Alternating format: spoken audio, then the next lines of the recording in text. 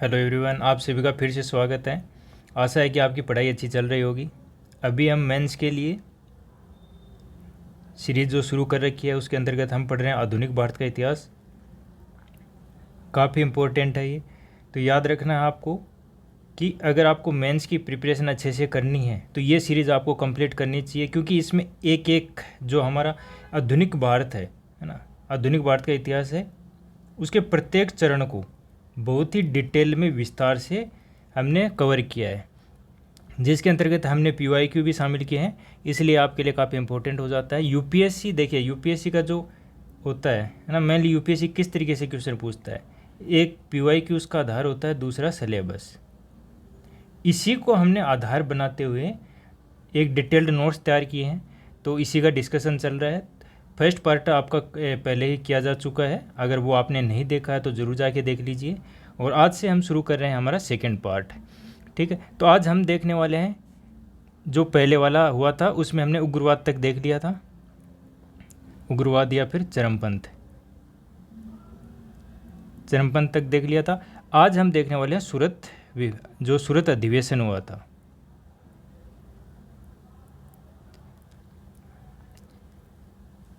तो देखिए, सूरत अधिवेशन कब हुआ था? 1907 में।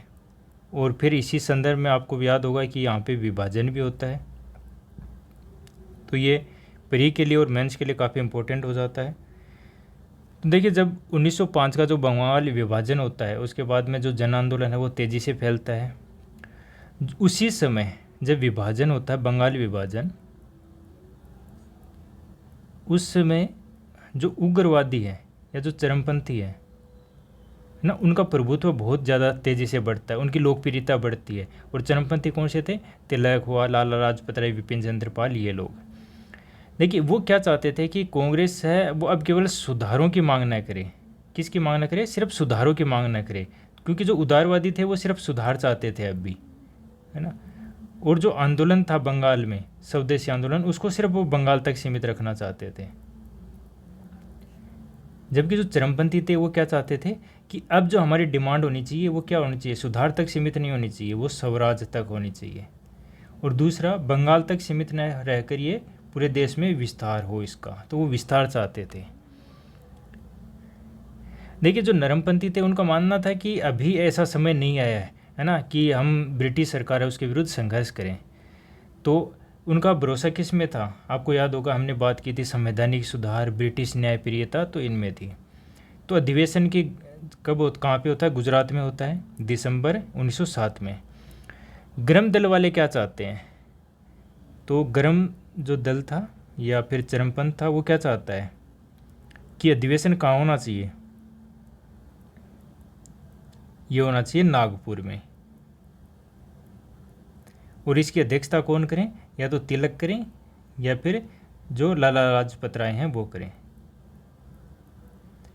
जबकि जो नरमपंथी थे वो क्या चाहते थे कि अधिवेशन कहाँ पे हो? सूरत में। तो सूरत में वो अधिवेशन चाहते थे, और वो चाहते थे कि तिलक हैं वो इसके अध्यक्ष न बने। तो देखिए, इसमें फिर क्या होता है कि जो अध्यक्षता है वो कौन करते हैं? अध्यक्ष बनते हैं इसमें रास बिहारी बोस, रास बिहारी बोस, सॉरी, रास बिहारी घोष। तो देखिए, इन्होंने क्या है कि इसमें जो सम्मेलन होता है, इसमें जो चरमपंथी थे उन्होंने डिमांड की थी स्वदेशी बहिष्कार, राष्ट्रीय शिक्षा, है ना, इसको उन्होंने हटाने का प्रयास किया। किन्होंने? जो नरमपंथी थे उन्होंने। तो उन्होंने स्वदेशी बहिष्कार, राष्ट्रीय शिक्षा, है ना, इस प्रस्ताव को हटाने की कोशिश की। लेकिन जब धीरे धीरे क्या हुआ कि जो ये जो चरमपंथी थे इनका प्रभुत्व बढ़ने लग गया, है ना, और नरमपंथियों के साथ कोई समझौता नहीं हुआ, तो दोनों गुट ही काफ़ी तीखी बहस हुई, और जो अधिवेशन है वो हंगामे में बदल गया। और यहीं पे क्या होता है फिर, मतलब बहुत समस्या बढ़ जाती है। तो अंततः क्या होता है कि जो कांग्रेस है उसका विभाजन हो जाता है। तो यहाँ पे क्या है? कांग्रेस का विभाजन हो जाता है, और दो दो विचारधाराएँ थी वो उसमें बढ़ जाता है। तो अलग अलग हो जाते हैं, नरम दल अलग और जो चरमपंथी हैं वो अलग। इसके बाद क्या है कि जो सरकार है वो काफ़ी दमन करती है ना। तो सरकार क्या करती है, दमन करती है। और सरकार दमन किसके माध्यम से करती है? देखिए, सबसे पहला है कि कठोर कानून पारित करती है वो। इसी संदर्भ में आपको याद होगा कि 1907 में एक आता है सिटीजन मीटिंग एक्ट आता है, सिटीजन मीटिंग एक्ट आता है। फिर 1908 में आता है आपका इंडियन न्यूज़पेपर एक्ट आता है। 1908 में ही एक क्रिमिनल लॉ अमेंडमेंट एक्ट लाया जाता है। 1910 में फिर इंडियन प्रेस एक्ट लाया जाता है, इंडियन प्रेस एक्ट। तो ये बहुत सारे कठोर कानून पारित किए जाते हैं और उसमें बहुत सारे प्रतिबंध लगाए जाते हैं। इसी संदर्भ में फिर देखते हैं कि हम जो तिलक होते हैं, जो तिलक हैं, उन पे जो उनका था केसरी, उसमें लेख पर 1909 में उन पे क्या है, राजद्रोह का मुकदमा चलता है, राजद्रोह का मुकदमा। और इसके कारण उनको फिर क्या होता है, 6 वर्ष का कारावास हो जाता है। और कहाँ भेजा जाता है, मांडले जेल में, बर्मा में। इसके अलावा हम क्या देखते हैं कि इसी समय जो अन्य कुछ नेता थे, जैसे अरबिंदो घोष हैं, बीसी पाल है, राजनीति हैं, इन तो ये जो है ना, अरबिंदो घोष हैं, उस समय वो क्या है, राजनीति से संन्यास ले लेते हैं। जो लाला लाजपत राय हैं वो भी विदेश चले गए। तो इससे क्या हुआ कि जब इनका विभाजन हुआ है ना, तो इससे क्या है, जो राष्ट्रीय आंदोलन था वो क्या हो गया, कमज़ोर। तो जो उस समय स्वदेशी और बहिष्कार आंदोलन चला रखा था तो वो भी कमज़ोर हुआ। तो उससे क्या है, जो आंदोलन की ऊर्जा थी वो बिखर गई। जो गरम दल था वो भी कोई अच्छा विकल्प नहीं बन सका, है ना। और जो नरम दल था वो तो पहले ही जनता का समर्थन खो चुका था। और जो नरम दल का वर्चस्व है वो अगले कुछ वर्ष तक कांग्रेस जो है वो नरम दल के नियंत्रण में रही, क्योंकि जो आपका ये सब लोग थे जो चरमपंथी थे, ये सब लोग हट गए थे या किसी को जेल हो गई, है ना। तो ये सब थे इसके परिणाम।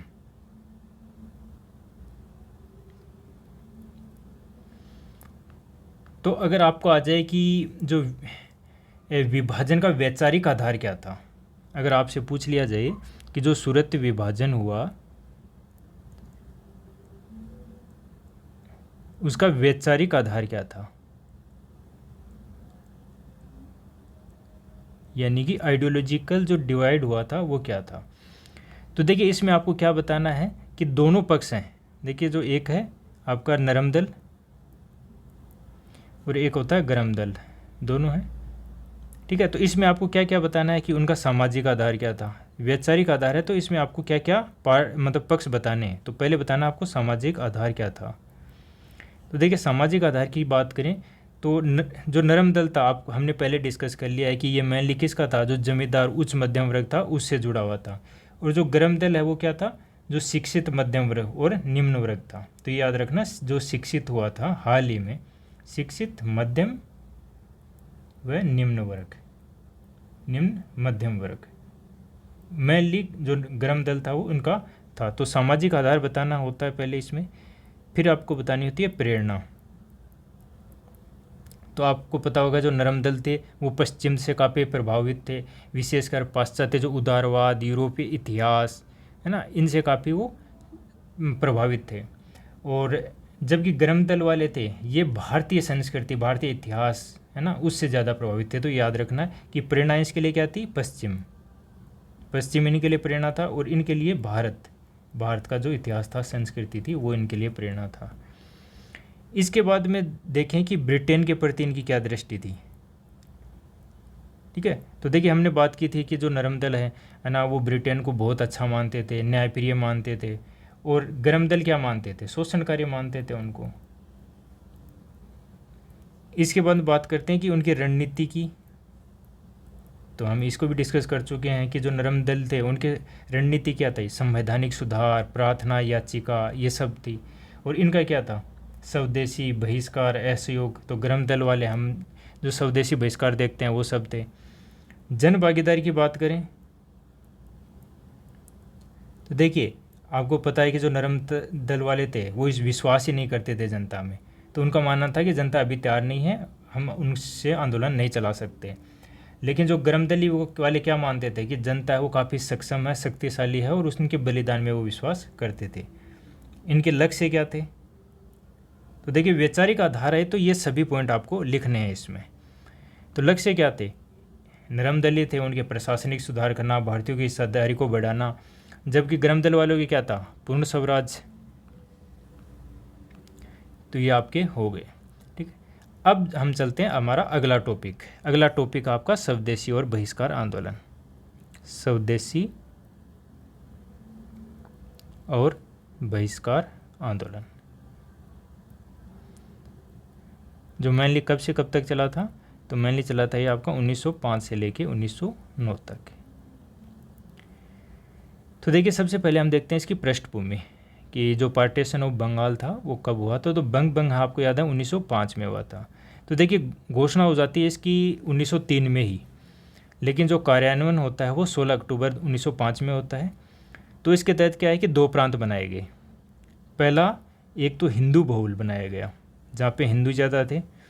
ठीक है, तो ये था आपका पश्चिम बंगाल प्लस बिहार प्लस उड़ीसा। ठीक है, ये हिंदू बहुल एरिया था। दूसरा बनाया गया आपका जो मुस्लिम बहुल था। तो मुस्लिम बहुल एरिया कौन था? जो पूर्वी बंगाल था। तो आज जो बांग्लादेश है वो पूर्वी बंगाल हुआ उस टाइम में, प्लस असम। तो इसकी जो बनाई गई थी वो दूसरा एरिया था, इसकी राजधानी बनाई गई थी ढाका। देखिए ये जो आप पढ़ते हैं आगे कि विभाजन की जो रणनीति थी इनकी कि बांटो और राज करो, है ना, वो यहीं पे आपको देखने को मिल जाती है। तो देखिए अब बात करते हैं इसके कारण क्या थे, विभाजन क्यों किया गया। तो देखिए 2 कारण मान सकते हैं मेनली, है ना, कि एक तो माना जाता है कि आधिकारिक कारण है जो उन अंग्रेजों के द्वारा बताया गया आधिकारिक कारण, जबकि एक बताए हैं वास्तविक कारण, मतलब कौन सी चीज़ें थी जिसके कारण वास्तव में ऐसा किया गया। तो एक वास्तविक कारण थे और एक आधिकारिक कारण थे। तो देखिए आधिकारिक कारण क्या था कि जो लॉर्ड कर्जन था उसका कहना था कि ये जो एरिया है ये बहुत बड़ा है ना, तो इसलिए हम क्या चाहिए, प्रशासनिक सुविधा के लिए, प्रशासनिक सुविधा के लिए, क्योंकि देखिए उस समय वहाँ पे जो ये एरिया था पूरा, वहाँ पे लगभग 78 मिलियन जनसंख्या थी। हालांकि ये मेन उद्देश्य नहीं था, मेन उद्देश्य था ये वाला वास्तविक कारण कुछ। तो देखिए आपको पता होगा कि जो मेनली जो शुरुआत में जो राष्ट्रीयता की भावना उत्पन्न होती है वो यहीं पे होती है। तो बंगाल है वो राष्ट्रीयतावादी जो चेतना है ना, उसका केंद्र बिंदु था। तो इसलिए इसको विभाजित करना आवश्यक था, उसको तोड़ना आवश्यक था। दूसरा है कि भाषा और धर्म के आधार पर विभाजन, है ना, ये जो डिवाइड एंड रूल की जो नीति थी, है ना, उसी के तहत ये किया गया।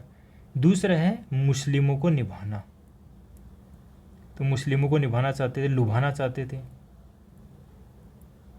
क्योंकि देखिए यहाँ पे राजधानी क्या है, ढाका, है ना, तो ढाका को क्या है, मुस्लिम प्रांत की राजधानी बनाया गया। तो ये सब मेन कारण थे। देखिए अगर हम ये जो हमने अभी डिस्कस किया कि जो उपयुक्त कारण है यही कारण है ना, यही क्या है, बंगाल विभाजन के ब्रिटिश दृष्टि से महत्व को भी दर्शाते हैं, ये आपको याद रखना है। देखिए ये एक तरीके से कारण है, ये कारण क्या है, एक तरीके से क्या है कि ब्रिटिश के लिए महत्वपूर्ण है ये चीज़ें। तो ब्रिटिश के लिए महत्व लिखना हो आपको तो यही चीज़ें सेम लिखनी है, कारण है, जो कारण थे वही। अब बात करते हैं कि विभाजन है उसके परिणाम क्या निकले। ठीक है, तो देखिए एक सबसे पहले देखते हैं कि राजनीतिक प्रभाव क्या देखते हैं, राजनीतिक प्रभाव। राजनीतिक प्रभाव क्या था, तो देखिए इसके विरुद्ध क्या हुआ जब बंग भंग होता है। तो 1905 से 1908 तक क्या चलता है आपका, स्वदेशी और बहिष्कार आंदोलन चलता है। तो स्वदेशी और बहिष्कार, पहली बार क्या होता है कि एक जन आंदोलन में बदल जाता है, जिसमें बहुत सारे जो वर्ग थे उनका काफ़ी योगदान था। जैसे कि पहली बार क्या होता है कि जो छात्र होते हैं, महिलाएं हैं, श्रमिक हैं, है ना, किसान हैं, वो सब इसमें शामिल होते हैं। हालांकि जो किसान थे वो आंशिक रूप से ही भागीदार थे। उसी समय जो कांग्रेस है वहाँ पे किन का उदय होता है? आपको पता है कि जो गर्मपंथी हैं या फिर चरमपंथी है उनका उदय होता है। क्रांतिकारी आतंकवाद का उदय होता है, जैसे कि अनुशीलन समिति, युगांतर। हालांकि ये बाद का घटनाक्रम है। दूसरा देखते हैं कि सामाजिक और सांस्कृतिक प्रभाव क्या था। देखिए, जब आंसर राइटिंग कर रहे होते हैं तो इस तरीके से करेंगे ना आप, तो ये क्या है, एक सिस्टमेटिक तरीके से लगेगा कि आपने राजनीतिक प्रभाव बता दिए, उसके एग्जाम्पल्स बता दिए, सामाजिक सांस्कृतिक प्रभाव क्या पड़ा, है ना, उसको कुछ आपने फैक्ट के माध्यम से बता दिया। तो देखिए, सामाजिक सांस्कृतिक प्रभाव बताएं, है ना। तो देखिए, उस समय स्वदेशी, है ना, और बहिष्कार। तो स्वदेशी में क्या है कि बहुत सारे जो खुद के उद्योग थे वो स्थापित किए गए, राष्ट्रीय शिक्षण संस्थाओं की स्थापना की गई, भारतीय कला, साहित्य, संस्कृति, विज्ञान, है ना, इनको बढ़ावा दिया गया। इसके अलावा आपको पता होगा कि गणेश उत्सव है, शिवाजी महोत्सव है, साहित्य कृतियाँ हैं, उनका काफ़ी प्रसार हुआ। तो ये काफ़ी एरिया थे जहाँ पे स्वदेशी को अपनाया गया। इसके बाद में सी प्रभाव देखें तो प्रभाव अगला हो सकता है सांप्रदायिक प्रभाव।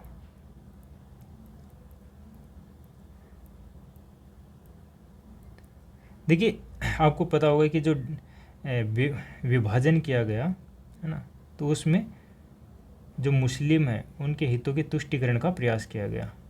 तो मुस्लिमों के तुष्टिकरण की नीति का परिणाम क्या हुआ कि जो मुस्लिम थे उन्होंने इसका स्वागत किया, जो पूर्वी बंगाल का गठन किया गया था, है ना। इससे क्या हुआ, जो हिंदू राष्ट्रवाद और मुस्लिम पहचान है ना, उसके बीच दूरी बढ़ने लग गई। तो इससे क्या हुआ, अलगाववाद की जो राजनीति होती है उसकी शुरुआत हो जाती है। तो देखिए, अब परिणाम है तो इसमें सकारात्मक भी है और नकारात्मक भी आ गया इसमें, कि हमने एक सांप्रदायिक प्रभाव पड़ा वो नकारात्मक था। तो ये हमने अच्छे से कवर कर लिया। अब बात करते हैं इसका नेतृत्व। नेतृत्व किस प्रकार से किया गया। तो देखिए, अगर नेतृत्व की बात करें तो प्रारंभ में क्या था। प्रारंभ में तो देखिए, शुरुआत में 1903 से लेके जब तक प्रॉपरली शुरुआत नहीं होती है तब तक किनका प्रभुत्व रहता है, जो नरमपंथी थे उनका। नरमपंथी यानी जैसे सुरेंद्रनाथ बनर्जी हैं, के मित्रा, अन्य। तो इन्होंने क्या किया, मेनली जैसे विभाजन की घोषणा 1903 में हो जाती है, तो उसके बाद में इन्होंने याचिकाएं दायर करना, जनसभाएं आयोजित करना, ज्ञापन देना, पत्र पत्रिकाएं उनमें लेख लिखना। उद्देश्य क्या था कि एक, है ना, जनमत तैयार किया जाए और ब्रिटिश संसद उसको प्रभावित किया जाए। तो आपको पता है इसकी औपचारिक शुरुआत कैसे होती है, जो स्वदेशी और बहिष्कार की, स्वदेशी बहिष्कार की।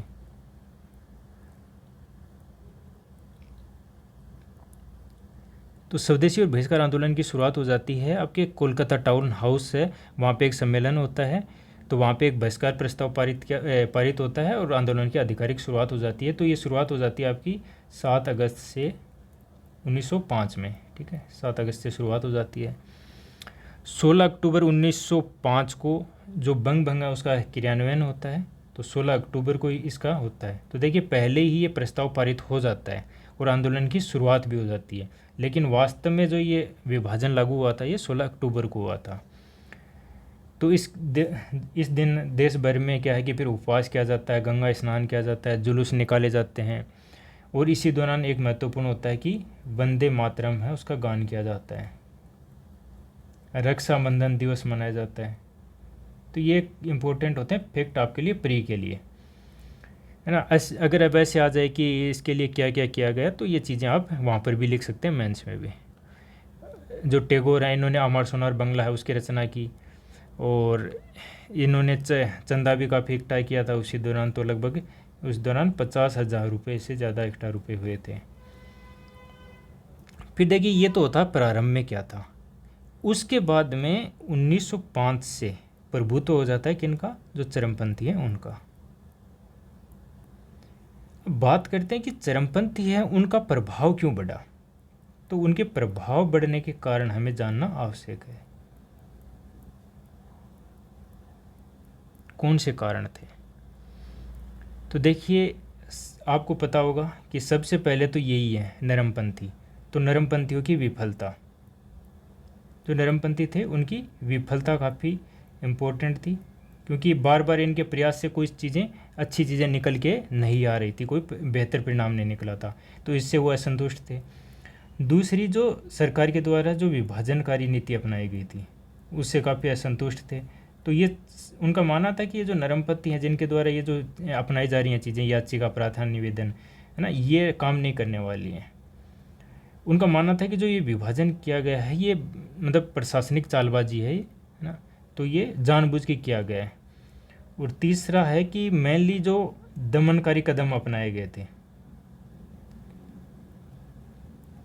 देखिए ब्रिटिश सरकार है उसके द्वारा जो विद्यार्थी उन पे काफ़ी अत्याचार किए गए, जो वंदे मातरम गान किया जा रहा था उस पर प्रतिबंध लगा दिया गया, काफ़ी जो नेता थे उनकी गिरफ्तारी की गई, उनको निर्वासित कर दिया गया, प्रेस पे प्रतिबंध लगा दिया गया। तो ये सब कारण थे जिसके कारण जो चरमपंथी है उनका उभार होता है। तो बात करते हैं कि जो उग्रवादी थे उनके कार्यक्रम क्या थे। तो जो उग्रवादी थे उनके मूल जो कार्यक्रम थे, कार्यक्रम की बात करते हैं तो देखिए पहला कार्यक्रम था इनका स्वराज का लक्ष्य। देखिए ये जो प्रेरित था ना स्वराज का लक्ष्य, वो 1906 में दादा भाई नौरोजी की घोषणा से प्रेरित था। किसके? नौरोजी, जो दादा भाई नौरोजी थे उनकी घोषणा से प्रेरित है। तो स्वराज का लक्ष्य याद रखना है कि उन उग्रवादियों का पहला कार्यक्रम क्या था कि स्वराज है वो हमारा लक्ष्य होगा। दूसरा था निष्क्रिय प्रतिरोध। देखिए निष्क्रिय प्रतिरोध क्या है कि प्रतिरोध तो करेंगे लेकिन वो निष्क्रिय रूप से, कि चीज़ों का त्याग करना शुरू कर देंगे।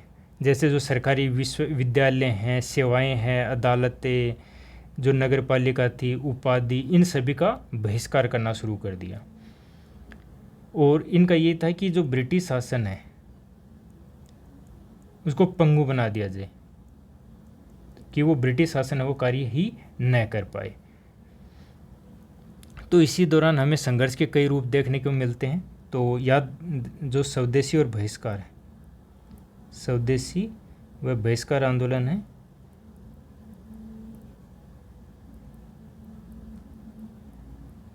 उसके अंतर्गत हमें संघर्ष के कुछ नए रूप देखने को मिलते हैं। तो ये आपको याद रखना है कि संघर्ष के कौन कौन से नए रूप उभर के आई। तो देखिए इसी में छुपा बहिष्कार है ना। तो इसमें क्या किया गया, जो विदेशी वस्तुएं थी उनका बहिष्कार किया गया। ये फर्स्ट टाइम था जो विदेशी वस्तुएं उनका बहिष्कार किया गया। तो इसके अंतर्गत जो विदेशी कपड़े थे उनकी होली जलाई गई, नमक चीनी उनका त्याग कर दिया गया। अगर कोई विवाह में है ना जो विदेशी आयातित वस्त्र पहनते थे तो उनको पहनने से इनकार कर दिया गया। इसके अलावा जनसभाएं आयोजित की गई, जुलूस निकाले गए। तो ये क्या है कि एक तरीके से उस समय जो जनसमूह था उसको संगठित करने का एक प्रमुख साधन बना। कौन सी? जनसभाएं और जुलूस। बहुत सारी स्वदेशी जो समितियां थी उनका गठन किया गया। तो याद रखना आपको, बहुत सारी स्वदेशी समितियां भी थी। तो आपको याद होगा कि एक जो अश्विनी कुमार दत्त बारिशाल हैं वहाँ पे एक स्वदेशी बांधव समिति, तो याद रखिए ये स्वदेशी बांधव समिति काफ़ी इम्पोर्टेंट है। अश्विनी कुमार दत्त के द्वारा इसको गठित किया गया था। इसके अलावा बहुत सारे जो राजनीतिक, शिक्षा, समाज सुधार के कार्यक्रम किए गए, महामारी राहत कार्य प्रदान किए गए, पंचायती अदालतें लगाई गई, यानी कि जो भी मामले होते थे है ना वो पंचायत के माध्यम से सुलझाए गए, जो ब्रिटिश न्यायालय थे उनकी व्यवस्था का हिस्सा नहीं बने। इसके अलावा क्या किया, जो पारंपरिक त्यौहार व मेले थे, ठीक है, उनका भी आयोजन शुरू हुआ। जैसे आपको पता होगा कि तिलक है उन्होंने गणपति और शिवाजी उत्सव को मनाया। बंगाल में लोकनाट्य का राजनीतिक संदेश हेतु उपयोग किया गया। तो ये 4 हो गए। इसके अलावा भी बहुत सारी चीज़ें थी, जैसे आत्म शक्ति की बात कही गई, आत्मविश्वास की बात कही गई, है ना। तो जो हमारा प्राचीन इतिहास था, है ना, उसकी जो आत्म गौरव है उसकी भावना को बढ़ावा दिया गया। सामाजिक सांस्कृतिक सुधार हुए, जैसे कि बाल विवाह पे रोक लगाना, मद्यपान पे रोक लगाना, दहेज का विरोध करना। राष्ट्रीय शिक्षा है, ये काफ़ी इम्पोर्टेंट था, तो राष्ट्रीय शिक्षा को बढ़ावा दिया गया। राष्ट्रीय उद्योग, स्वदेशी उद्योगों को बढ़ावा दिया गया। ये नए कार्यक्रम थे। तो राष्ट्रीय शिक्षा के लिए क्या किया गया, तो बंगाल नेशनल कॉलेज है उसकी स्थापना की जाती है, जिसके प्राचार्य बनते हैं Aurobindo Ghosh. National council of education की स्थापना होती है 15 अगस्त 1906 को। और तकनीक संस्थान, छात्रों को जापान भेजना, ये बहुत सारे किए गए। स्वदेशी उद्योग हैं, जिसमें कपड़ा मिलें, है ना, जो माचिस के कारखाने, भारतीय टाइप की जो बैंक हैं उनकी स्थापना की गई। और स्वदेशी स्टीम नेविगेशन कंपनी स्थापित की गई थी चिदम्बरम पिल्ले के द्वारा। इसके अलावा जो सांस्कृतिक प्रभाव है,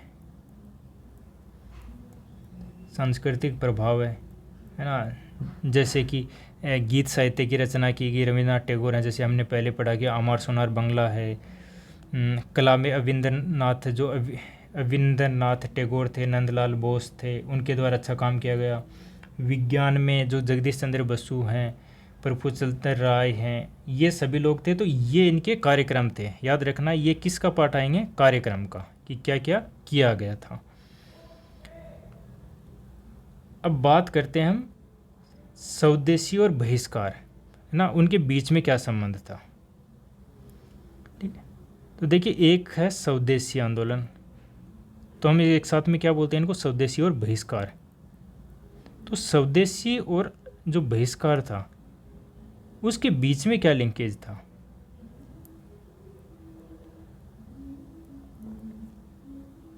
यानी कि आपस में किस तरीके से जुड़े हुए थे। तो देखिए, जब स्वदेशी को अपनाया गया तो सीधी सी बात है कि बहिष्कार को भी किया गया, मतलब जो विदेशी वस्तुएं उनका बहिष्कार किया जाएगा जब स्वदेशी को अपनाया जाएगा। तो एक तरीके से क्या है कि दोनों अविभाज्य हैं। तो आपको पता है, हमने अभी डिस्कस किया कि जो स्वदेशी था उसके दौरान स्वदेशी उद्योगों को बढ़ावा दिया गया। जो वस्त्र हैं उनका आयात है उसको कम किया गया या हुआ ही नहीं। भारतीय शिक्षा, उसको बढ़ावा दिया गया। राष्ट्रीय विश्वविद्यालयों, उनकी स्थापना होती है। बहिष्कार, तो देखिए दूसरी तरफ क्या है कि बहिष्कार, जब स्वदेशी को हमने अपनाया तो बहिष्कार अपने आप ही होना शुरू हो गया। तो उन्होंने क्या किया, जो ब्रिटिश वस्त्र थे, जो विदेशी वस्तुएं थे ना, औपनिवेशिक स्कूल कॉलेज प्रशासनिक ढांचा है, उसका त्याग किया गया। तो देखिए, दोनों ही ने मिलके, स्वदेशी और बहिष्कार दोनों ने मिलके क्या है कि जो राष्ट्रीय आंदोलन था उसके लिए सकारात्मक और नकारात्मक पक्ष बन गए। अगर व्यवहारिक दृष्टि से बात करें तो देखिए, जब बहिष्कार होता है ना, तो बहिष्कार क्या हुआ कि ब्रिटिश अर्थव्यवस्था को नुकसान पहुंचा। जब ब्रिटिश अर्थव्यवस्था को नुकसान पहुंचा तो स्वदेशी उद्योग है उनको बढ़ावा मिला। तो जो स्वदेशी भारतीय उद्योगपति थे उनको अवसर मिला। जैसे कि हम देखते हैं कि जो टाटा आयरन एंड स्टील है, राष्ट्रीय बैंक है, स्वदेशी बीमा कंपनियां, उनका उभार होता है। अगर राजनीतिक दृष्टिकोण से देखें स्वदेशी और बहिष्कार के बीच संबंध को, तो देखिए, बहिष्कार सिर्फ वस्तुओं का नहीं हुआ था, बल्कि क्या है, एक तरीके से ब्रिटिश शासन के विरुद्ध क्या था, ये निष्क्रिय प्रतिरोध है। तो यहीं से क्या है कि फिर जो गांधीवादी आंदोलन बनता है लास्ट में, है ना, जैसे असहयोग सत्याग्रह, उसका बीज यहीं पे पड़ जाता है। तो ये होता है स्वदेशी और बहिष्कार के बीच। तो जो स्वदेशी और बहिष्कार के बीच संबंध है वो देखिए, दोनों है क्या, पहला हम पॉइंट लिख सकते हैं कि दोनों ही आपस में जुड़े हुए हैं, दोनों अविभाज्य हैं। दूसरा क्या लिख सकते हैं हम क्या लिख सकते हैं इसमें, व्यवहारिक दृष्टि से, कि व्यवहारिक दृष्टि से क्या है, व्यवहारिक अगर दृष्टि से देखें तो दोनों क्या हैं, एक दूसरे के लिए फायदेमंद है। कि एक का क्या हुआ, नुकसान हुआ, बहिष्कार से नुकसान हुआ किसको, ब्रिटिश अर्थव्यवस्था को, और भारतीय जो स्वदेशी हैं उसे क्या हुआ, भारतीय जो उद्योगपति हैं उनको लाभ हुआ। अगर राजनीतिक अर्थ से देखें तो देखिए, सिर्फ बहिष्कार क्या हुआ कि जो विदेशी वस्तुएं थे उनका बहिष्कार नहीं था, बल्कि क्या बन जाता है, ये निष्क्रिय प्रतिरोध का आधार बन जाता है। ये निष्क्रिय प्रतिरोध का आधार बनता है। तो ये सब चीज़ें हैं, आपको अगर इनके बीच में संबंध पूछ लिया जाता है तो इस प्रकार से हम क्या देखते हैं कि आंदोलन का जो आर्थिक आधार है यानी स्वदेशी और राजनीतिक आधार यानी बहिष्कार आपस में है, वो दोनों ही गहराई से जुड़े हुए हैं। अब बात करते हैं कि जो स्वदेशी और बहिष्कार आंदोलन है ना, उसमें जन भागीदारी की, आंदोलन में जन भागीदारी। यूपीएससी ने ना पिछले 30 वर्ष के दौरान इसमें काफ़ी क्वेश्चन पूछे हैं, तो ये आपके लिए इम्पोर्टेंट हो जाता है। तो इसमें जन भागीदारी का अर्थ है क्या कि विभिन्न जो वर्ग थे उनका क्या क्या योगदान रहा। तो जैसे आपको विद्यार्थी है ना, तो विद्यार्थियों का क्या योगदान रहा, जो महिलाएं थी उनका क्या योगदान रहा, फिर आ जाता आपका श्रमिक वर्ग क्या है ना, जो किसान है, मुस्लिम समुदाय है, तो आपको सबका एक योगदान लिखना है, उसके बारे में थोड़ा थोड़ा लिखना है। तो देखिए सबसे पहले बात करते हैं विद्यार्थियों का क्या योगदान रहा। तो जो विद्यार्थी उन्होंने पैकेटिंग करना, विदेशी वस्तुओं की दुकानों पर धरना देना, जो दमनात्मक कार्यवाही है ना, उसके विरुद्ध कार्य करना। तो उन्होंने जैसे नौकरी है, स्कॉलरशिप है, उन पर रोक लगाने का प्रयास किया या उसका विरोध किया। दूसरा है कि महिलाओं का क्या योगदान है। तो देखिए पहली बार ऐसा होता है कि महिलाएं हैं ना, वो संगठित रूप से भागीदारी करती हैं किसमें, स्वदेशी और बहिष्कार आंदोलन में। मुस्लिम समुदाय की बात करें, देखिए आपको पता होगा कि उस समय जो रक्षाबंधन दिवस मनाया गया था, उसमें यही दर्शाने का प्रयास किया गया था कि ये दोनों सहयोगी हैं, है ना। तो कुछ जो प्रगतिशील थे उस समय, जैसे मौलाना अब्दुल कलाम आज़ाद हैं, अब्दुल रासूल हैं, तो वो स्वदेशी और बहिष्कार आंदोलन में शामिल हुए। हालांकि देखिए आपको पता है कि जो बहुसंख्यक जो वर्ग था, मुस्लिम वर्ग था, है ना, क्योंकि ढाका को राजधानी बना दिया गया था, जो पूर्वी बंगाल था, है ना, उसके विभाजन के वो समर्थक थे। और उसी संदर्भ में फिर 1906 में क्या होता है, मुस्लिम लीग की स्थापना होती है।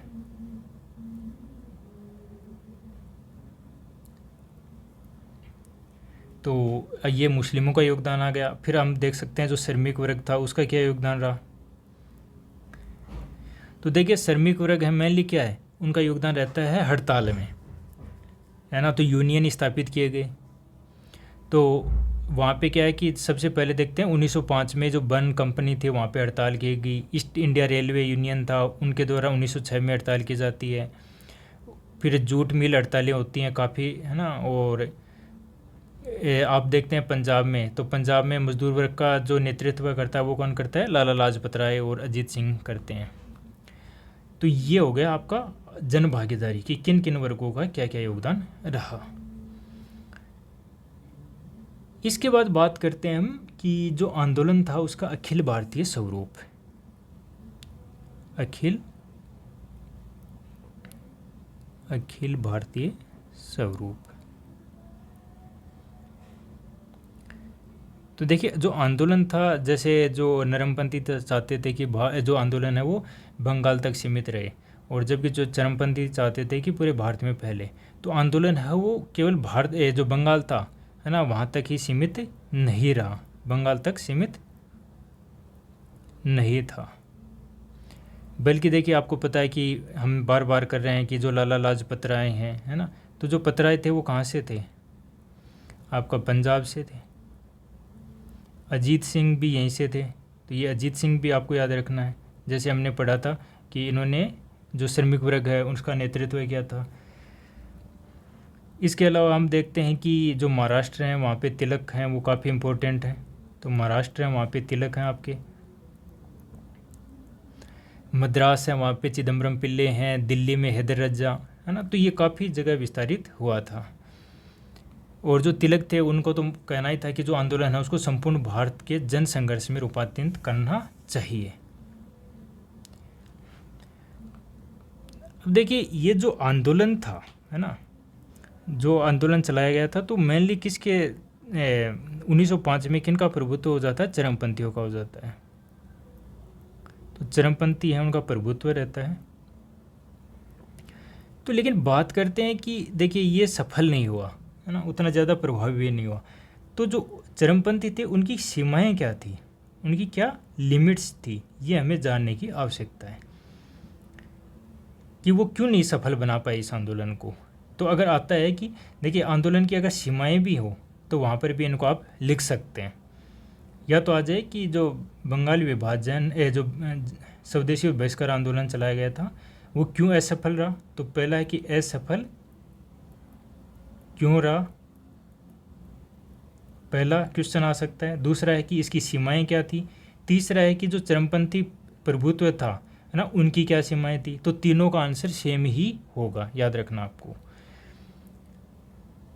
तो देखिए, बात करते हैं जो चरमपंथी थे उनकी क्या सीमाएं थी। तो देखिए, जो चरमपंथी थे जैसे तिलक, अरविंदो घोष, है ना, इनकी जो विचारधारा थी ना वो असंगत थी। तो विचारधारा में ही उनकी असंगति थी।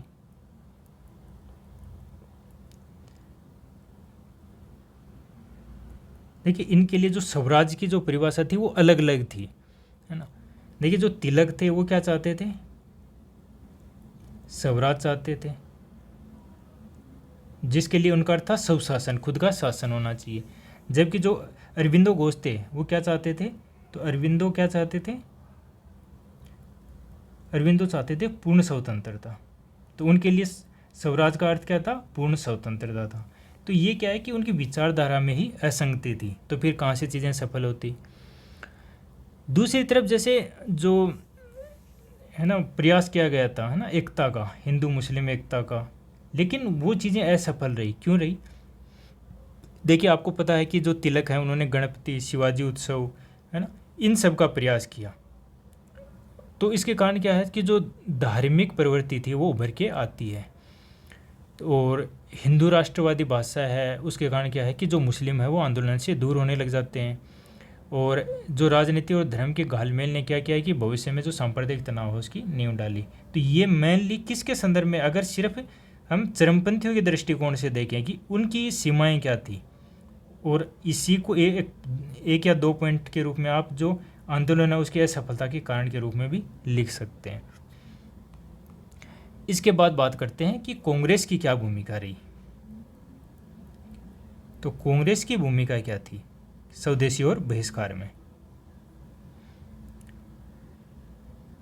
तो देखिए, जो कांग्रेस है उसके द्वारा 1905 में, है ना, जो सम्मेलन होता है, तो जिसकी अध्यक्षता कौन करते हैं, गोखले। तो उसमें जो बंग हुआ, करजन की जो नीतियाँ उनकी काफ़ी निंदा की गई और स्वदेशी आंदोलन का समर्थन किया गया। इसके बाद में जो उग्रवादी हैं उनके आंदोलन को देशव्यापी पूर्ण राजनीतिक संघर्ष बनाना चाहते थे। नरमपंथी हैं वो आंदोलन को सिर्फ आर्थिक सांस्कृतिक बहिष्कार तक सीमित रखना चाहते थे। फिर होता है 1906 का जो कलकत्ता अधिवेशन है। तो कलकत्ता अधिवेशन किसकी अध्यक्षता में होता है, तो होता है नौरोजी के, दादा भाई नौरोजी की अध्यक्षता में होता है। तो इसी दौरान कांग्रेस घोषित करती है अपना लक्ष्य स्वराज, जैसे कि, है ना। तो यहाँ पे लक्ष्य घोषित कर दिया जाता है। तो याद रखना है कि 1906 का जो कलकत्ता अधिवेशन होता है उसमें कांग्रेस के द्वारा लक्ष्य घोषित कर दिया जाता है स्वराज। जैसा कि उस टाइम में क्या था, ब्रिटेन, कनाडा, ऑस्ट्रेलिया में इसी प्रकार का था, तो वैसा ही स्वराज वो चाहते थे। फिर आपको याद होगी 1907 में क्या हो जाता है, सूरत अधिवेशन होता है। तो इनमें दोनों के बीच में खटास आती है, किनके, चरमपंथी और उदारवादी। और फिर कांग्रेस का विभाजन होता है और ये आंदोलन के लिए काफ़ी बड़ा झटका था। तो ये आ गई फिर कांग्रेस की क्या हुआ। अब बात करते हैं बंगाल विभाजन का रद्द होना। तो बंगाल विभाजन फिर रद्द हो जाता है, कब होता है, 1911 में। तो देखिए, जो 1911 है उसमें जो किंग जॉर्ज पंचम है उनके द्वारा दिल्ली दरबार है उसमें घोषणा की गई कि जो बंगाल विभाजन है उसको हम अब रद्द कर रहे हैं। तो रद्द होने का जो कारण बताए गए ना कि रद्द क्यों कर रहे हैं, उसके कारण क्या थे। देखिए, उस जब जो चरमपंथी भी हैं वो भी असफल होने लगते हैं, तो फिर क्रांतिकारी आतंकवाद का उभार होता है। तो जो क्रांतिकारी आतंकवाद और असंतोष था उसको शांत करना, तो क्रांतिकारी जो चीज़ें हो रही थी, है ना, उसको रोकना, उसको शांत करना पहला कारण था। दूसरा है कि स्वदेशी है ना, वो काफ़ी बढ़ रहा था, विदेशी वस्तुओं का, चीज़ों का बहिष्कार हो रहा था, इससे जो हानि हो रही थी, है ना, उसको रोकना भी काफ़ी इम्पोर्टेंट था। तीसरा है कि अंतर्राष्ट्रीय स्तर पे भी इसकी काफ़ी आलोचना हुई। उस समय अंतर्राष्ट्रीय स्तर पे इस चीज़ की काफ़ी आलोचना की गई, विशेषकर ब्रिटेन में भी नीतियों की निंदा की गई। तो इस कारण से इसको फिर रद्द कर दिया गया। अब देखिए, जब ये रद्द होता है बंगाल विभाजन, तो सबसे बड़ा झटका किसको लगेगा, मुस्लिम वर्ग को। क्योंकि पूर्वी बंगाल है वो मुस्लिम बहुल प्रांत था, ढाका राजधानी बना दी जाती है। है ना, उनके लिए वो काफ़ी फ़ायदेमंद था। लेकिन जब ऐसा हुआ, बंगाल विभाजन रद्द हुआ, तो जो मुस्लिम वर्ग है वो भी किसके खिलाफ हो जाता है, ब्रिटिश सरकार के खिलाफ हो जाता है। अब जब विभाजन रद्द हो जाता है तो उसके बाद क्या करती है ब्रिटिश सरकार, कि जो राजधानी है वो क्या बना देती है, दिल्ली। क्योंकि देखिए दिल्ली भी क्या है, मुस्लिम एरिया था ना, मुस्लिम गौरव का प्रतीक था, क्योंकि ये किन से जुड़ा हुआ है, मुगलों से जुड़ा हुआ था। तो ये फिर से ये संतुष्टि करने का प्रयास किया जाता मुसलमानों को। इसके अलावा नए प्रांत भी बनाए गए, है ना। तो 1912 में क्या होता है कि दो अलग प्रांत बना दिए जाते हैं, एक होता है आपका बिहार और एक दूसरा होता है उड़ीसा। और इसके अलावा जो असम था उसको भी अलग प्रांत का दर्जा दिया गया। तो ये 3 क्षेत्र बन जाते हैं। अब बात करते हैं हम स्वदेशी जो आंदोलन था उसका मूल्यांकन।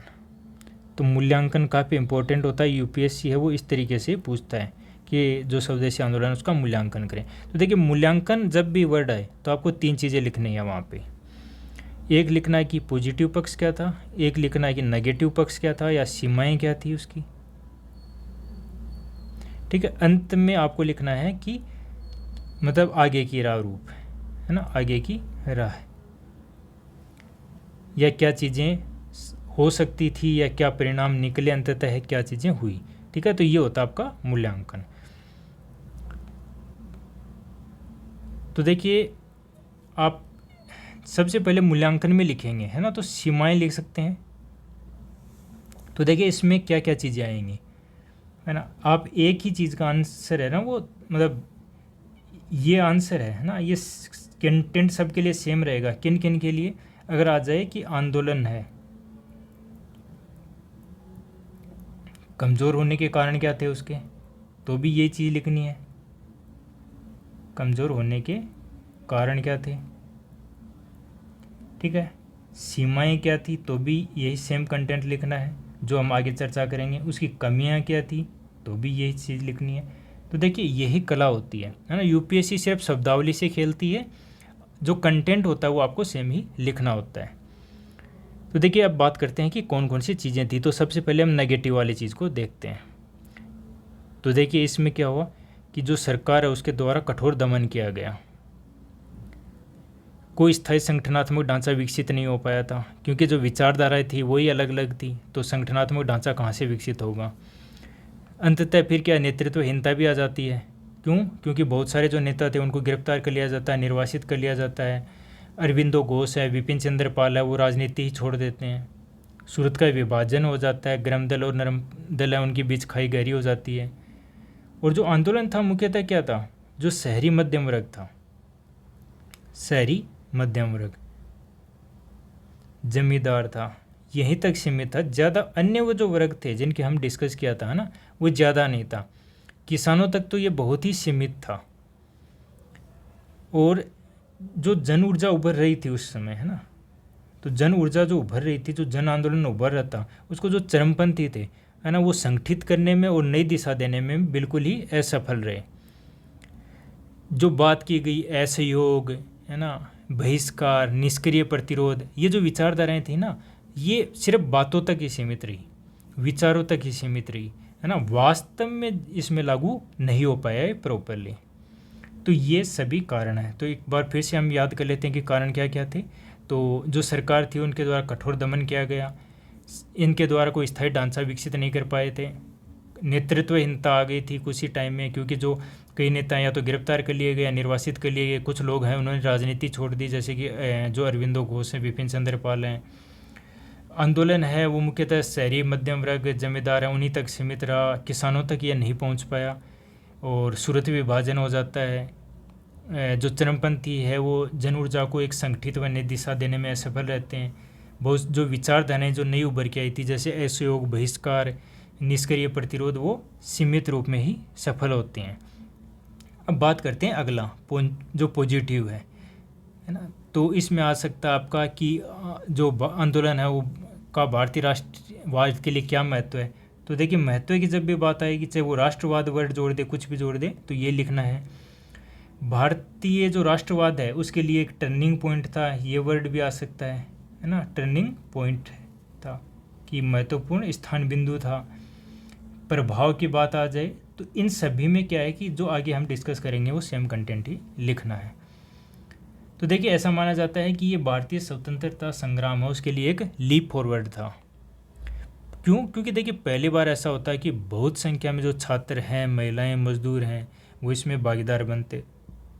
शहरी ग्रामीण जनता उसकी काफ़ी व्यापक भागीदारी होती है। इसी दौरान जो कई विभिन्न प्रवृत्तियां उभर के आती हैं, जैसे हमने बात किया था कि उदारवादी हैं, चरमपंथी हैं, उसके बाद में जो क्रांतिकारी गतिविधियां शुरू हो जाती हैं तो उसका उभार भी इस दौरान होता है, काफ़ी महत्वपूर्ण हो जाता है। भारत में जो समाजवाद है ना, उसका प्रारंभिक जो स्वरूप है वो यहीं पे देखने को मिलता है। सांस्कृतिक राष्ट्रवाद, याद रखिए एक वर्ड है सांस्कृतिक राष्ट्रवाद। सांस्कृतिक राष्ट्रवाद वो उभर के आता है। तो सांस्कृतिक राष्ट्रवाद हमने देखा था कि उसमें किन का योगदान रहता है। मेनली रविंद्रनाथ ठाकुर हैं, बंकिम चंद्र हैं, बहुत सारे रचनाकार हुए उसमें। स्वदेशी और उद्योग है उनको काफ़ी बढ़ावा दिया गया। तो आर्थिक राष्ट्रवाद, स्वदेशी आर्थिक राष्ट्रवाद है, उसको बढ़ावा मिला। जो औपनिवेशिक संस्थाएं और विचार है उनकी पकड़ लगातार ढीली हुई और यही आगे चलकर क्या जो गांधीवादी राजनीति है ना, उसके लिए आधार बना। तो ये था इसका पॉजिटिव पक्ष। तो देखिए, एक तरीके से हम देखिए, अगर आपको निष्कर्ष लिखना हो तो मैं आपको एक अच्छा सा कीवर्ड बताता हूँ यहाँ पे। निष्कर्ष अगर आपको लिखना हो स्वदेशी और बहिष्कार आंदोलन के लिए, तो देखिए आंदोलन कहाँ से शुरुआत होता है? याचना से।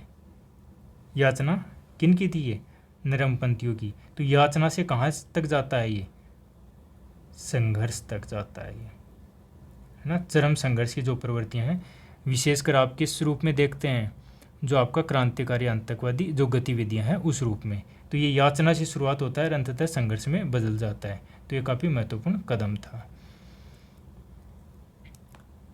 तो इसके PYQ हैं वो आपको टेलीग्राम पे भेज दिए जाएंगे, तो आप टेलीग्राम ज़रूर ज्वाइन कर लेना। आप त्रिवेद IAS जब टेलीग्राम पे जाके सर्च करेंगे ना तो आपको मिल जाएगा। तो इससे मतलब जो स्वदेशी और बहिष्कार है उस पर UPSC ने पिछले 30 वर्षों में काफ़ी क्वेश्चन पूछे हैं, लगभग 7-8 क्वेश्चन पूछे हैं। तो आपके लिए काफ़ी इंपॉर्टेंट टॉपिक है, तो आपको देखना है इसको। इसके बाद हम बात करते हैं कि इसके बाद में जब हो जाता है ये बंगाल विभाजन वाली चीज़ें ख़त्म हो जाती हैं, तो आपको याद होगा कि 1909 में क्या आता है? मार्ले-मिंटो सुधार आता है। मार्ले-मिंटो सुधार। तो मार्ले-मिंटो सुधार वाला जो ये टॉपिक है ये प्री और मेंस दोनों के लिए काफ़ी इम्पोर्टेंट है। तो देखिए, बात करते हैं इसकी पृष्ठभूमि की। तो जो मार्ले-मिंटो सुधार है उसकी शुरुआत होती है जब शिमला में डेलीगेशन आता है 1906 में आगा खां के नेतृत्व में। तो यहाँ पे क्या है कि जो मुस्लिम वर्ग है उसके द्वारा अलग निर्वाचक मंडल और उनकी संख्या से अधिक प्रतिनिधित्व की मांग की जाती है। फिर आपको पता है, तो देखिए सबसे पहले 1906 जो शिमला डेलीगेशन है, उसके बाद में आपको पता है कि 1906 में ही फिर ढाका में, जो ढाका है वहाँ पे मुस्लिम लीग की स्थापना होती है। तो मुस्लिम लीग की स्थापना में किन का रहता है? तो जो नवाब सलीमुल्लाह हैं, मोहसिन उल मुल्क है, वकार उल मुल्क, ये 3 व्यक्ति हैं जो काफ़ी इंपॉर्टेंट हैं मुस्लिम लीग से संबंधित। उद्देश्य क्या था इनका? तो साम्राज्य के प्रति वफादारी को दर्शाना और जो मुस्लिम अभिजात वर्ग है उसको कांग्रेस से दूर रखना, इनका मूल उद्देश्य था। किसका? मुस्लिम लीग का। फिर जो गोखले हैं वो इंग्लैंड जाते हैं और वहाँ पे सेल्फ गवर्निंग जो सिस्टम है, यानी जो डोमिनियन की तर्ज पे, उसकी मांग रखते हैं। तो याद रखिए, जो गोखले हैं ना वो जाते हैं कहाँ पे? इंग्लैंड। और वहाँ पे वो किसकी मांग करते हैं? डोमिनियन स्टेटस की मांग करते हैं। तो इसी के परिणाम स्वरूप फिर 1909 में मार्ले-मिंटो सुधार आता है। बात करते हैं इसके प्रावधानों की।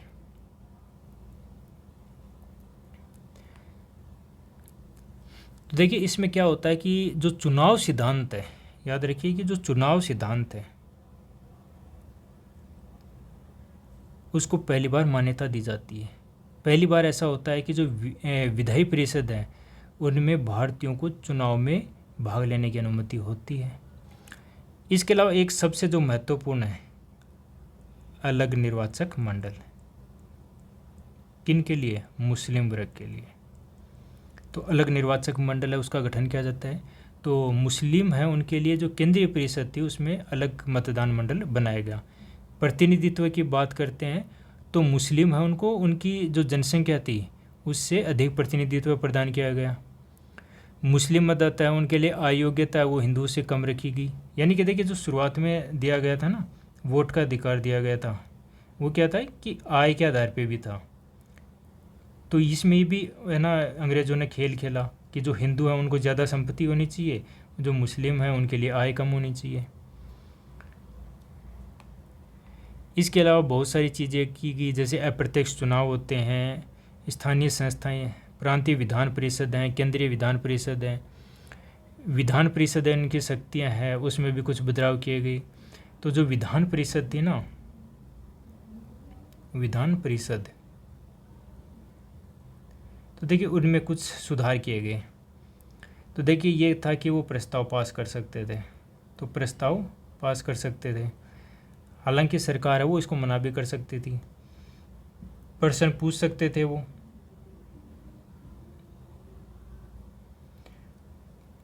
अनुपूरक प्रश्न पूछे जा सकते थे।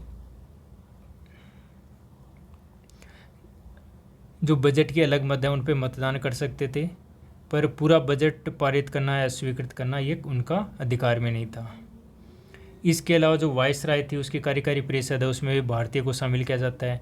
तो आपको पता होगा कि पहला जो भारतीय सदस्य नियुक्त किया गया था वायसराय की कार्यकारी परिषद में, तो वो थे सतीश चंद्र सिन्हा, सत्येंद्र सिन्हा।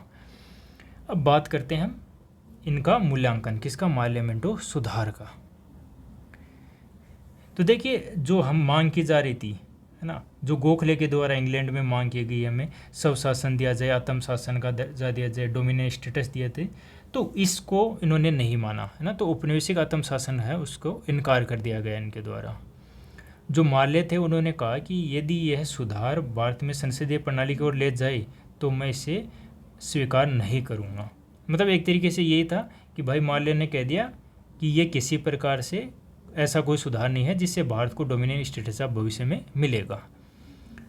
कांग्रेस की मांगें थी वो भी पूरी नहीं हुई, जैसे सेल्फ गवर्नमेंट थी है ना, उसकी जगह क्या किया गया, एक दयालु निरंकुशता है उसको थोप दिया गया। विभाजनकारी राजनीति है इसमें अपनाएगी, क्योंकि देखिए मुस्लिम हैं उनके लिए अलग निर्वाचन मंडल की शुरुआत करना, उनको जनसंख्या से अधिक सीटें प्रदान करना। तो अप्रत्यक्ष चुनाव है ना, जो है अलग निर्वाचक मंडल से क्या हुआ, जो हिंदू मुस्लिम एकता थी उसको तोड़ा गया। और जो मुस्लिम समाज के केवल जो अभिजात वर्ग है उनको उनकी तुष्टि की गई।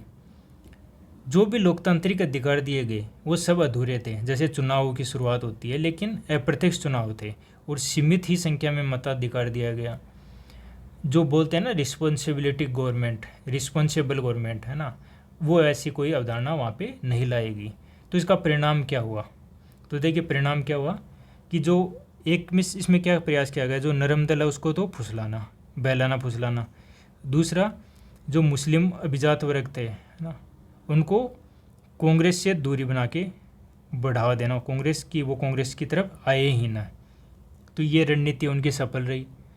वो राष्ट्रीय आंदोलन है उसको बिखेरने में, उसको गहरी चोट पहुंचाने में सक्षम रहे। तो ये काफ़ी इम्पोर्टेंट हो जाता है क्या, मार्लियामेंटो सुधार। अब बात करते हैं कि अगला टॉपिक हमारा कि जो धार्मिक सुधार आंदोलन हुए थे। देखिए हमने अभी जो धार्मिक सुधार आंदोलन है उनको नहीं पढ़ा है ना, हम जल्दी उस पर लाएंगे। तो देखिए जो धार्मिक सुधार आंदोलन हुए तो वो किस प्रकार से पथ प्रदर्शक बना है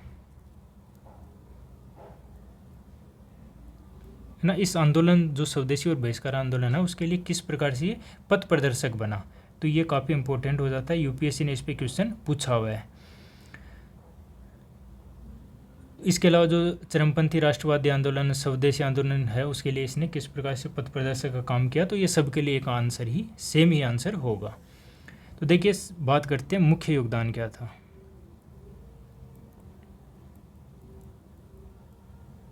तो देखिए जो धार्मिक सुधार आंदोलन होता है, धार्मिक सामाजिक सुधार आंदोलन, उसने क्या है, भारत में आत्मसम्मान और सांस्कृतिक राष्ट्रवाद को काफ़ी बढ़ावा दिया। सांस्कृतिक राष्ट्रवाद, देखिए आप इसको डायरेक्टली नहीं जोड़ पाएंगे, लेकिन धार्मिक सुधार आंदोलन में जो चीज़ें हुई है ना, और स्वदेशी बहिष्कार और आंदोलन के दौरान जो चीज़ें हुई, उनको जब कनेक्ट करेंगे ना आप, तो ये आपका आंसर इजीली हो जाएगा। तो देखिए आत्मसम्मान और सांस्कृतिक राष्ट्रवाद किस प्रकार से उभरा, तो आपको पता होगा जो राजा राम मोहन राय थे, जिन्होंने ब्रह्म समाज की स्थापना की थी, उन्होंने क्या है, तो राजा राम मोहन राय है ना, उनका क्या योगदान था, ईश्वर की एकता की बात की थी उन्होंने, सामाजिक कुरीतियों का विरोध किया था, तर्क और विवेक को बढ़ावा दिया। फिर आपके दयानंद सरस्वती हैं,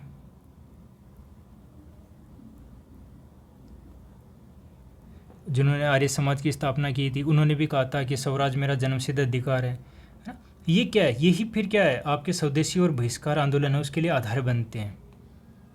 स्वामी विवेकानंद है, उनके द्वारा भी कहा गया था कि भारतीय युवाओं में राष्ट्रीय गौरव की भावना जगाने का प्रयास किया। उन्होंने आत्म बल की बात की, और एक उनका जो प्रसिद्ध नारा है कि उठो जागो और तब तक मतलब मत रुको जब तक लक्ष्य प्राप्त ना हो जाए। तो ये संदेश काफ़ी महत्वपूर्ण था। तो यही जो था ना, यही फिर आगे चरमपंथी जो नेता थे उनके लिए वैचारिक ऊर्जा और सांस्कृतिक राष्ट्रवाद है उसका आधार प्रदान करता है। क्योंकि आपको पता है कि जो चरमपंथी थे उनकी विचारधारा किससे प्रभावित थी, भारत से प्रभावित थी, जबकि जो नरमपंथी थे उनकी पाश्चात्य से। तो जो ये चरमपंथी थी ये भारतीयता को महत्व देते थे। तो इसी प्रकार जो धार्मिक सामाजिक सुधार आंदोलन हुए उसमें भी इसने काफ़ी महत्वपूर्ण भूमिका निभाई। तो पहला हो गया आत्मसम्मान और सांस्कृतिक राष्ट्रवाद को बढ़ावा दिया। उसके बाद बात करते हैं हम कि सामाजिक सुधार और एकता की बात की गई किस के दौरान, जो धार्मिक सामाजिक सुधार आंदोलन हुए थे उस दौरान। तो देखिए जातिगत भेदभाव था उसको समाप्त करने का प्रयास किया था, सती प्रथा, बाल विवाह, इन प्रथाओं के विरुद्ध काफ़ी बेहतर आंदोलन चलाया गया। तो इससे क्या हुई, जो समाज में जो आधुनिक चेतना जगी थी वो इस आंदोलन के लिए भी आधार प्रदान की।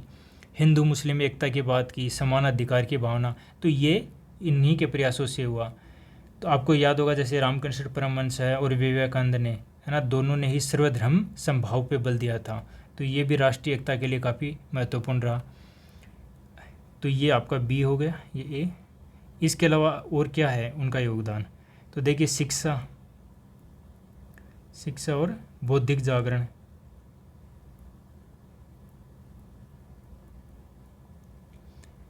तो शिक्षा और बौद्धिक जागरण है ये काफ़ी इम्पोर्टेंट हो जाता है।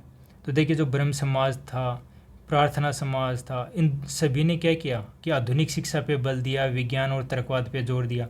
तो यही फिर क्या है, जो चरमपंथी उभरते हैं, मध्यम वर्ग उभरता है ना, उनके लिए आधार का काम करेगा करता है। आर्य समाज है उसके द्वारा गुरुकुल शिक्षा को बढ़ावा दिया गया, स्वावलंबन, स्वदेशी पर बल दिया गया। जो स्वदेशी और बहिष्कार आंदोलन था उसका भी आधार था, है ना। इन सभी के परिणाम स्वरूप क्या हुआ, जो पढ़े लिखे मध्यम वर्ग है उसका उदय हुआ, जो कि बाद में चरमपंथी नेतृत्व संभाला। इसके बाद में अगला पॉइंट क्या हो सकता है कि स्वदेशी की बात करते हैं, ये वह स्वराज है ना, वहाँ से जो धार्मिक सामाजिक सुधार आंदोलन है वो इसी की पृष्ठभूमि बनता है, किसकी, स्वदेशी और स्वराज की। तो देखिए जो आर्य समाज है, विवेकानंद हैं, वो सभी क्या कहते हैं, स्वदेशी वस्त्र, स्वदेशी शिक्षा, स्वदेशी संस्कृति, इनको काफ़ी बढ़ावा देते हैं। और बाद में आपको याद होगा कि जो चरमपंथी है उनका कार्यक्रम भी क्या रहता है, स्वदेशी बहिष्कार, राष्ट्रीय शिक्षा, स्वराज। तो ये इन सब के लिए आधार बनता है। तो आज का हमारा डिस्कशन यहीं ख़त्म होता है। जल्द ही अगला हम आपके लिए पार्ट लेके आएंगे, जिसके अंतर्गत हम देखेंगे जो क्रांतिकारी आतंकवाद है उसका किस प्रकार से उदय होता है, उनकी किस प्रकार से गतिविधियां रहती हैं, है ना, उनके घटनाक्रम को देखेंगे। फिर अलग अलग जगह से महाराष्ट्र में क्या क्रांतिकारी गतिविधियां रहती हैं, पंजाब में क्या रहती हैं, बंगाल में क्या रहती हैं, फिर उनका हम मूल्यांकन देखेंगे जैसे हम इनका भी देखे हैं। और इसके बाद में हम देखेंगे किस प्रकार से विदेशों में क्रांतिकारी गतिविधियाँ होती हैं और गदर पार्टी आंदोलन है। तो ये सब हम आगे वाले में देखना है। तो ये इसका एक अलग ही हम वीडियो लेके आएंगे, तो थर्ड पार्ट रहेगा। तो आपको अगर हमारा प्रयास पसंद आता है तो लाइक सब्सक्राइब ज़रूर कीजिए, अपने दोस्तों को ज़रूर शेयर कीजिए, है ना। और ये काफ़ी इंपॉर्टेंट है, इसके जो PYQ हैं वो आपको शेयर कर दिए जाएंगे टेलीग्राम पे, तो टेलीग्राम चैनल ज्वाइन करना न भूलें। Thank you.